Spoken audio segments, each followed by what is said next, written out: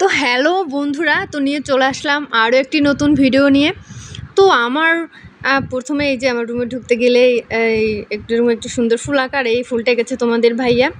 আর সবারই একটা স্বপ্ন থাকে যে নিজের একটা সংসার হবে, সংসারটা অনেক গুছানো গাছানো হবে। আর আমার সংসারটা মোটামুটি গুছানোই আছে। তারপর আমার আরও কিছু স্বপ্ন আছে, আর সেগুলো অবশ্য আমি কোনো একদিন আমি যদি নিজে ইনকাম করতে পারি তাহলে সেই স্বপ্নগুলো আমি পূরণ করব। আর প্রতিদিন সকালে কিন্তু শুরু থেকে কিন্তু সকালে রান্নাটা করতে হয়। সকালের রান্না কিন্তু আমার করা শেষ। ডাল সিদ্ধ, আলু সিদ্ধ, ভাত রান্না করেছি, এগুলো কিন্তু খাওয়া হয়ে গেছে। এরপর আমি দুপুরের কি রান্না করব সেটা প্ল্যান করব। আর এদিকে আপনাদের সামনে আমি একটু আসছি, আমি হাই হ্যালো দিচ্ছি, আর আমাকে দেখে আপনারা কেউ হাসবেন না। তো তারপর দুপুরে সব কিছু রান্নার জন্য গুছিয়ে নিলাম। আর এখানে আছে থানকুনি পাতার বড়া ভাজবো আর ডাল দিয়ে। তো এটা কিভাবে ভাজবো সেটা আপনাদের দেখাবো। এদিকে ভাত বসিয়ে দিয়েছি, ভাত হচ্ছে। আর এদিকে মাছ পাতুরি দিয়েছি। মাছ পাতুরির রেসিপি তো আপনাদের সাথে অনেক শেয়ার করেছি, আবার সামনে শেয়ার করব। তো আজকে একটু শেয়ার করলাম থানকুনি পাতার বড়া। তো এখানে দিয়েছি ডাল, তারপর পেঁয়াজ কুচি, কালো জিরে, তারপরে কাঁচামরিচ কুচি, চালের গুঁড়ো, এগুলো দিয়ে ভালো করে মেখে নিতে হবে। কিছুটা হলুদও দিয়েছি। তো এই দেখেন মাখা কিন্তু হয়ে গেছে। এবার আমি ভাজার জন্য ফ্রাইং প্যানে বসিয়ে দিয়েছি। এবার এগুলো উল্টে পাল্টে একেবারে লাল লাল করে ভেজে নেব, যাতে এটা একটু মুচমুচে টাইপের হয়। আর বড়া কিন্তু মুচমুচে না হলে কিন্তু স্বাদ লাগে না।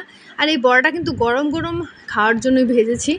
আর এটা বড়া কিন্তু খেতে কিন্তু অসাধারণ লাগে। আর থানকুনি পাতার তো অনেক গুণাগুণ রয়েছে, আপনারা সকলেই জানেন। থানকুনি পাতা কিন্তু বেশ উপকার শরীরের জন্য। আর অবশ্যই থানকুনি পাতার বড়া আপনারা কীভাবে বানান আমাকে কমেন্ট বক্সে কমেন্ট করুন। তো এই যে এদিকে মাছ হচ্ছে। তো দুপুরের খাওয়া দাওয়া শেষ। এরপর সন্ধ্যার আগে চলে গেলাম ছাদে।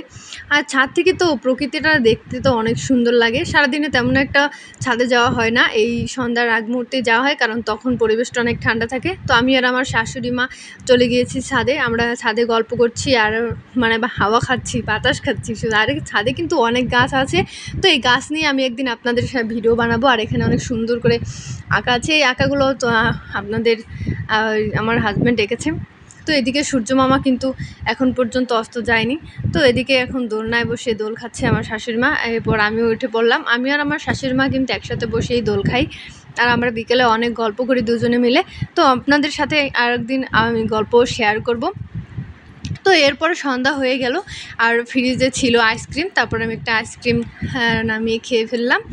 তো আইসক্রিম, এই গরমে আইসক্রিম হলে তো কোনো কথাই নেই, যখন তখন আইসক্রিম খাওয়া যায় গরমে। আর সকাল নেই সন্ধ্যা নেই।